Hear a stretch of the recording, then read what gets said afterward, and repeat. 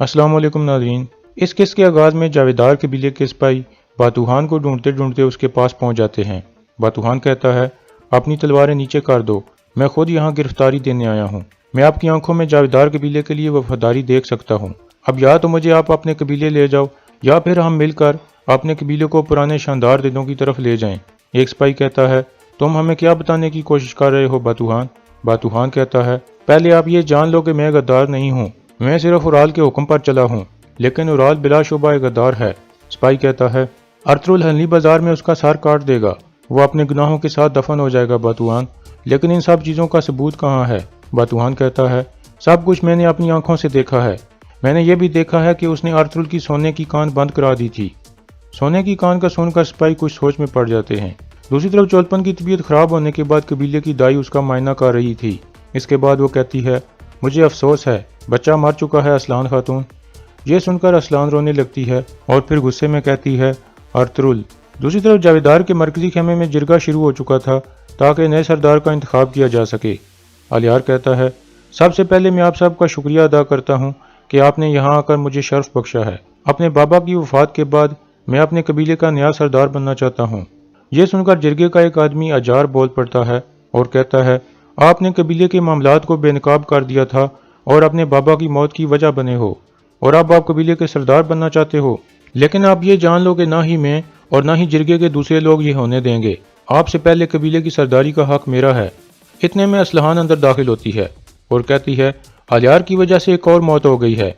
یہ سن کر الیار غصے سے کھڑا ہو جاتا ہے اور کہتا ہے، اپنی حد میں رہو اسلان۔ پھر اسلان کہتی ہے، اورال بائی کا بچہ پیدا ہونے سے پہلے ہی فوت ہو گیا ہے۔ چولپن خاتون اورال بائی کا دکھ برداشت نہیں کر سکی اور وہ خود بھی موت سے لڑ رہی ہے، اور آپ یہاں نئے سردار کے بارے میں بات کر رہے ہیں۔ پھر اسلان الیار کو کہتی ہے، اس سب کے ذمہ دار تم اور ارطغرل ہو۔ یہ کہہ کر وہ باہر نکل جاتی ہے۔ دوسری طرف باتوحان جاویدار قبیلے کے 3 سپاہیوں کو سونے کی کان کا لالچ دے کر اپنے ساتھ ملا لیتا ہے اور انہیں کہتا ہے، کل تم ایک جگہ آ جانا، پھر میں تمہیں سونے کی کان دکھاؤں گا۔ دوسری طرف ترگت اورال کو لے کر حلنی بازار میں پہنچ گیا تھا۔ اتنے میں ارطغرل بھی اندر سے آ جاتا ہے تاکہ اس کی سزا مکمل کی جا سکے۔ اورال کہتا ہے، یہ کام جلدی کرو ارطغرل، ویسے بھی تمہارا خاندان میرے خون میں ڈوبنے والا ہے۔ ارطغرل کہتا ہے، ترگت لے آؤ اس کو۔ لیکن اتنے میں ڈھول بجتا ہے تو سب رک جاتے ہیں۔ ویسولیس وہاں پہنچ گیا تھا جو پیترس اور لسکارس کو بھی اپنے ساتھ لایا تھا۔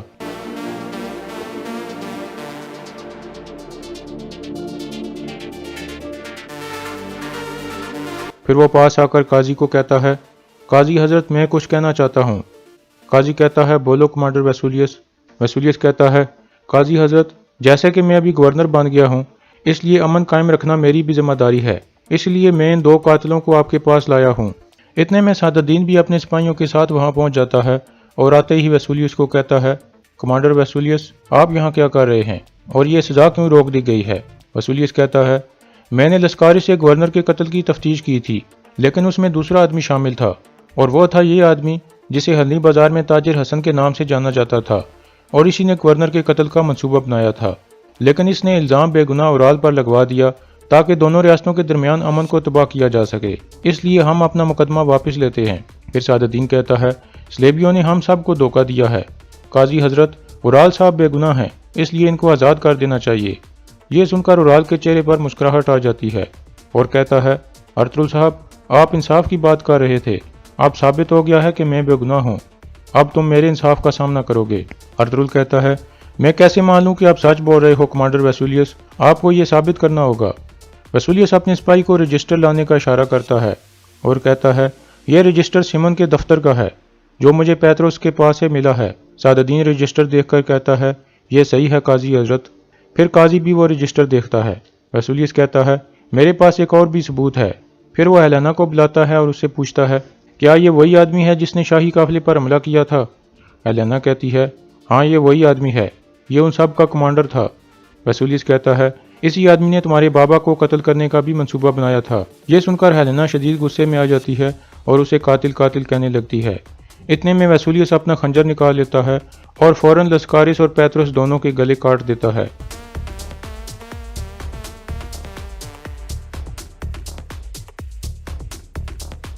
وہ دونوں ادھر ہی گر کر مر جاتے ہیں۔ پھر ویسولیس کہتا ہے، انصاف ہو گیا ہے، दूसरी तरफ जावेदार कबीले में आलियार जिरगे के लोगों को कहता है, जैसे कि औराल भाई का बच्चा फौत हो गया है, हमारे लिए गम का वक्त है, इसलिए मेरे ख्याल में ये जिरगा मुलतवी कर देना चाहिए। जिरगे के लोग भी इस बात से इतफाक करते हैं और उठकर वहां से चले जाते हैं। दूसरी तरफ वसूलियस कहता है, मैंने कातिलों को आपके सामने सजा दे दी है, अब मेरे लिए ये मुकदमा खत्म हो चुका है, अब औराल के साथ क्या करना है ये फैसला आपका होगा। ये कहकर वसूलियस जाने लगता है तो अर्तुगरुल कहता है, गवर्नर वसूलियस, जो आदमी खुद से सारा इंसाफ कर देता है वो लाजमी कुछ छुपा रहा होता है। वसूलियस कहता है, अर्तुगरुल साहब, मैंने ऐसा करके न सिर्फ आपको बचाया है बल्कि तुर्क कबीलों और सल्जूक रियासत को एक बड़े फितने से बचाया है। अर्तुगरुल कहता है, ये जान लो कि जो मुकदमा आपने अभी बंद किया है वो मेरे लिए दोबारा खुल गया है, इंसाफ तब होगा जब ये फितना खत्म हो जाएगा। सादुद्दीन कहता है, अर्तुगरुल साहब, ये वाज़ेह हो गया है कि गवर्नर के कत्ल का इल्ज़ाम औराल पर सिर्फ एक बोतान था और कोई भी इसको छुपाने की कोशिश नहीं कर रहा, बल्कि हमें हकीकत का पता चल गया है। फिर वसूलियस हेलेना को लेकर वहां से चल पड़ता है। बामसी भी आगे एक जगह खड़ा था। हेलेना उसे देखकर रुक जाती है और उसके पास आ जाती है। वसूलियस के जाने के बाद अर्तुगरुल कहता है, मैंने अभी अपने आखिरी अल्फाज नहीं बोले औराल, तुम्हारा जिद्दी सर अभी भी मेरी तलवार के नीचे है। यह सुनकर सादुद्दीन कहता है, काजी हजरत, हमारे कवानीन ये बताते हैं कि ऐसी सूरत हाल में सजा को मुलतवी किया जाता है और फिर फैसले पर दोबारा नजरसानी की जाती है।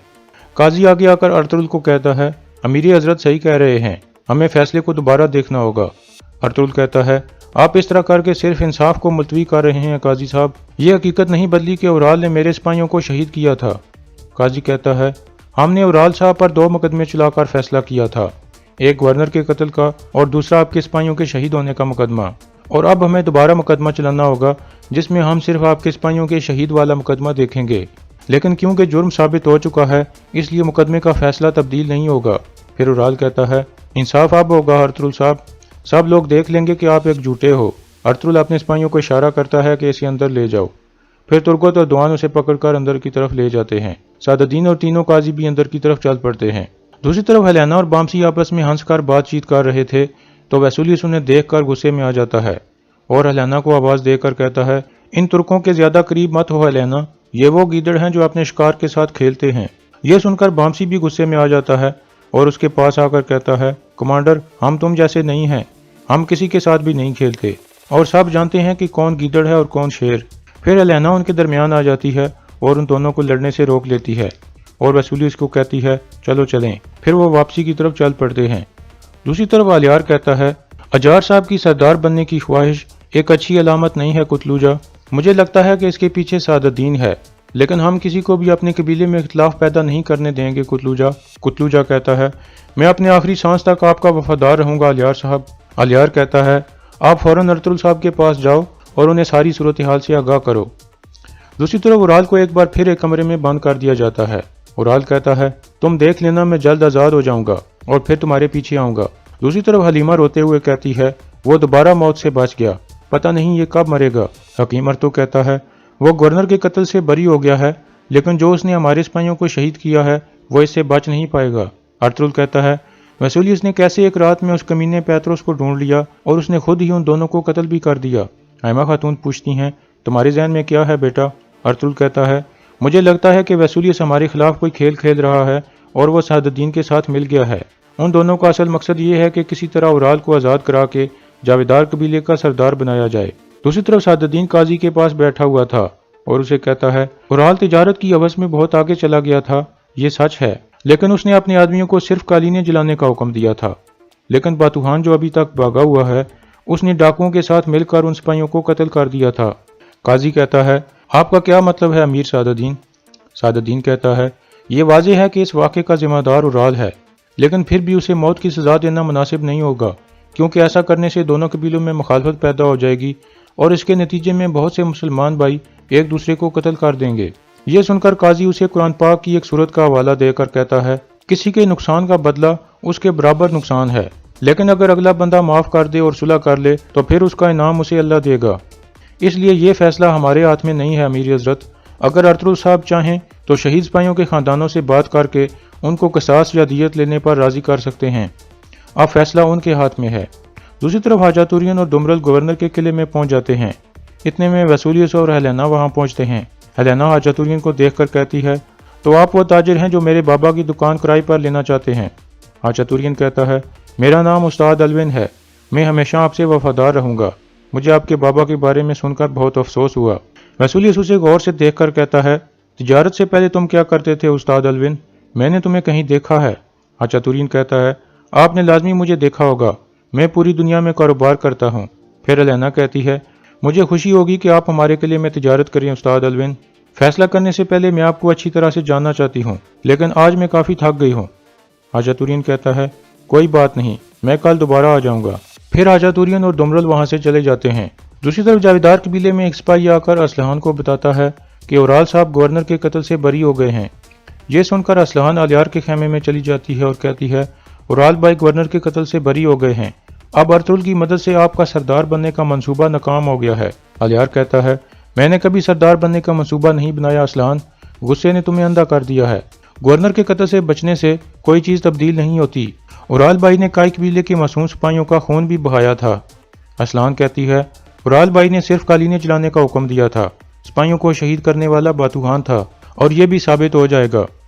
दूसरी तरफ बातूहान एक गार में एक सिपाही के साथ बैठा हुआ था और कहता है, तो ओराल गवर्नर के कत्ल से बरी हो गया है। सादुद्दीन कोपिक पर लानत है, वो हर चीज कर सकता है। अब वो ओराल को दूसरे मुकदमों से भी बरी कराने की पूरी कोशिश करेगा। सिपाही कहता है, अब हम क्या करेंगे बातूहान? बातूहान कहता है, हमें देखना होगा कि नया सरदार कौन बनता है, फिर जो भी जरूरी हुआ वो हम करेंगे।